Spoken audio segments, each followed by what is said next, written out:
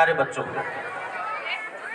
आज का ये जो कार्यक्रम है वास्तव में बहुत ही बेहतरीन और नए उमंग उत्साह के साथ आयोजित किया जाने वाला कार्यक्रम है। मैं विद्यालय परिवार को धन्यवाद देता हूं कि उन्होंने हमें बुलाया, स्नेह दिया, सम्मान दिया, समय दिया। उसके लिए विद्यालय परिवार का बहुत बहुत आभार। साथ ही बहुत ही बेहतरीन कार्यक्रम का आयोजन किया, इसके लिए भी विद्यालय परिवार का आभार। बच्चों, आपकी तरह कभी मैं भी इसी विद्यालय का विद्यार्थी रहा हूं और मुझे आज ये कहते हुए बताते हुए बड़ा गर्व हो रहा है कि मैं इसी विद्यालय के कमरों में पढ़ा हुआ हूं। आज गर्व महसूस कर रहा हूं कि इसी विद्यालय में मैं अतिथि के रूप में आया और ये मेरे लिए एक विशेष पल है, खास पल है, बहुत बेहतरीन पल है। मैं इस पल को कभी भूल नहीं पाऊंगा। मेरे लिए एक सबसे मेमोरेबल पल आज का ये है। मैं एक छोटी सी कहानी के माध्यम से आप लोगों को एक बात बताना चाहूंगा। सभी को, बच्चे भी हैं, माता बहनें भी हैं, युवा साथी हैं, बुजुर्ग हैं, सबको। एक गांव में दो दोस्त थे। ध्यान से सुनना, आप विशेष रूप से छोटे बच्चे ध्यान से सुनना। आप ध्यान नहीं देंगे तो मैं बोलना बंद कर दूंगा। आप भी ध्यान से सुनेंगे। जो ध्यान से नहीं सुनेगा मुझे लगेगा मैं वही बंद कर दूंगा। कहानी काम की है, सुनना जरूर। दो दोस्त थे एक गांव में। एक थोड़ा सा हेल्थी था, एक थोड़ा कमजोर था। दोनों में बड़ी अच्छी मित्रता थी, बहुत बेहतरीन मित्रता थी दोनों में। एक बार दोनों खेत में चले गए। वहां एक कुआं था। उस कुएं में पहले क्या है कि जब कुएं की मुंडेर होती थी वो खुली रहती थी और पानी वैसे ही निकालते थे उसमें से। तो वहां क्या होता है कि जो हेल्थी था, मेरे जैसे थोड़ा सा हेल्थी था, वो खेलते खेलते कुएं में गिर गया। अब वो जो कमजोर वाला बच्चा था उसके सामने बड़ी विकट समस्या आ गई। भाई ये गिर गया, अब मैं क्या करूं, मेरे को तो कैसे भी इसको बचाना है। अब देखिए कि एकाग्रता और दृढ़ संकल्प ये क्या होती है, ये चीज इस कहानी से मालूम चलती है। छोटे वाला बच्चा उस बड़े वाले बच्चे को बाल्टी और रस्सी नीचे फेंकता है और उसको सफलतापूर्वक बाहर निकाल लेता है। मतलब वो है कि वो बच जाता है।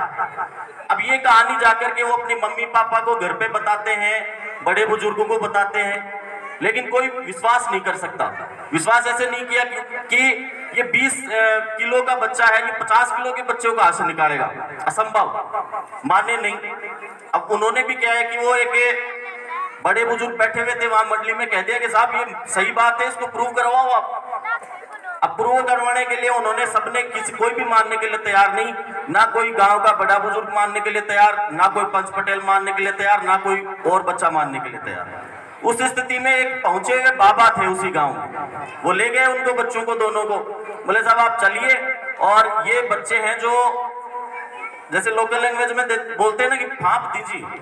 तो साहब ये कहता है कि इसको बचा लिया, जबकि ये संभव नहीं है, किसी कंडीशन में संभव नहीं है। तो बाबा जी के पास गए। बाबा जी ने देख दाख किए, बोले हाँ जी सही कह रहे हैं बच्चे साहब, झूठ नहीं कहा बच्चे ने सही कहा।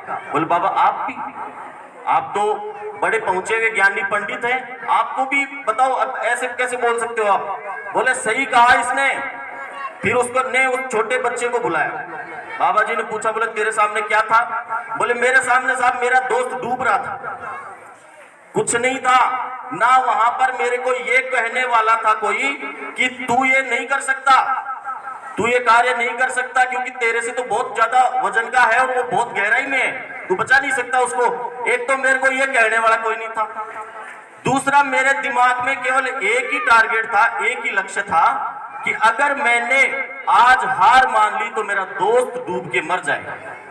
कोई ऑप्शन नहीं था मेरे पास, ये एक ही ऑप्शन था, इस वजह से मैंने उसको बचा लिया। तो इससे अपने को सबसे बड़ी सीख क्या मिलती है कि टारगेट अपना अचीव करें।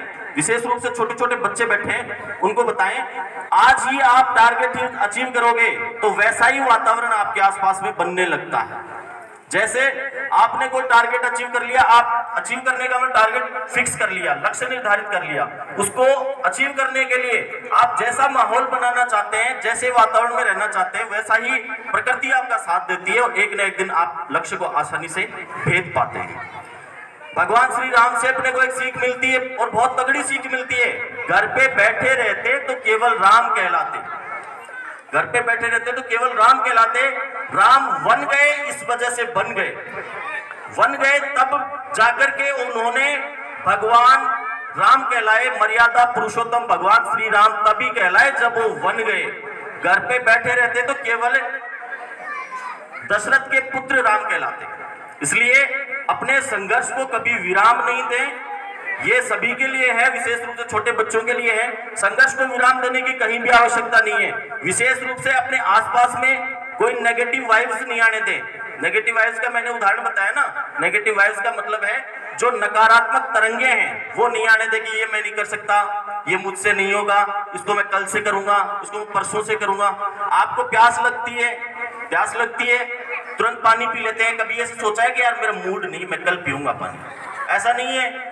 तो काम जो आवश्यक है वो अभी करना है तो करना है।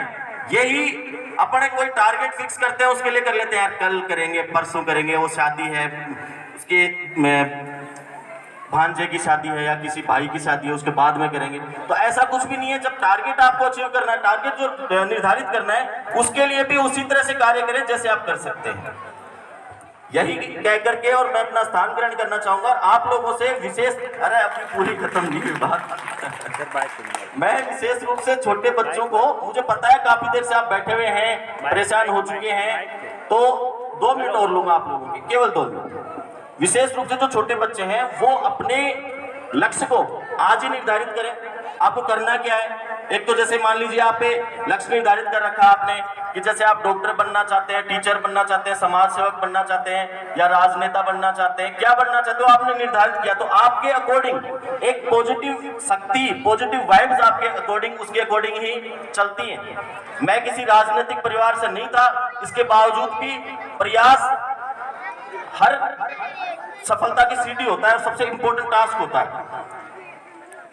तो मैं यही कहना चाहूंगा कि कुछ भी असंभव नहीं है इस संसार में। आप जो चाहो वो पा सकते हो, क्योंकि जो महान लोग थे वो भी व्यक्ति थे, उन्होंने भी कार्य किया, उन्होंने भी संघर्ष किया। तो वो कोई विशिष्ट नहीं थे, 4-5 हाथ नहीं थे उनके, केवल 2 ही हाथ थे, उतना ही ब्रेन था, उतना ही दिमाग था, उतना ही कार्य उनके पास, कार्य की क्षमता को उन्होंने बढ़ाया।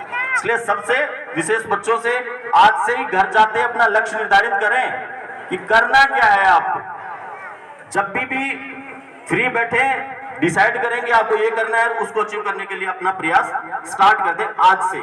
विद्यालय परिवार का बहुत बहुत आभार, धन्यवाद। आपने हमें बुलाया, स्नेह दिया, प्रेम दिया, सम्मान दिया, इसके लिए आपका तहे दिल से आभारी हैं और विश्वास दिलाते हैं कि जब भी आपको हमारी आवश्यकता महसूस होगी हम बिल्कुल उपस्थित होंगे। धन्यवाद। सर आपसे एक सवाल है, आपसे एक सवाल करना चाहूँगा चैनल के माध्यम से।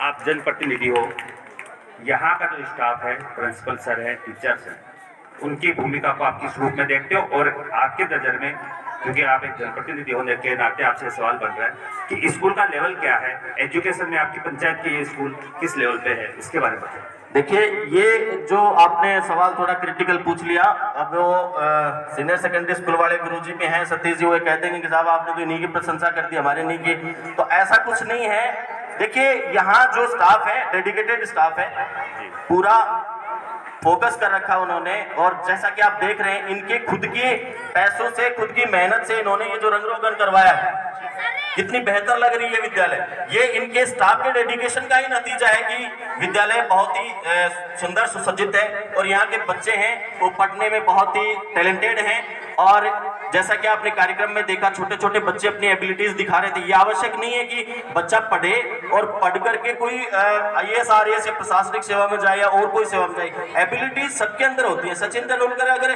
क्रिकेट नहीं खेलते और IAS के लिए उनके पिताजी उनको कहते थे तो जरूरी नहीं था कि वो IAS बन ही पाते। तो एबिलिटीज है, उन सभी एबिलिटीज को यहाँ का जो स्टाफ है वो इम्प्रूव करने में लगा हुआ है। विशेष रूप से जो प्रिंसिपल सर हैं विक्रम जी, युवा हैं और स्टाफ भी युवा है। पूरे जोश के साथ, पूरी उमंग के साथ, उत्साह के साथ विद्यालय को बेहतर, सर्वश्रेष्ठ, उत्कृष्ट बनाने में लगे हुए हैं। इसके लिए इन सबका आभार, धन्यवाद।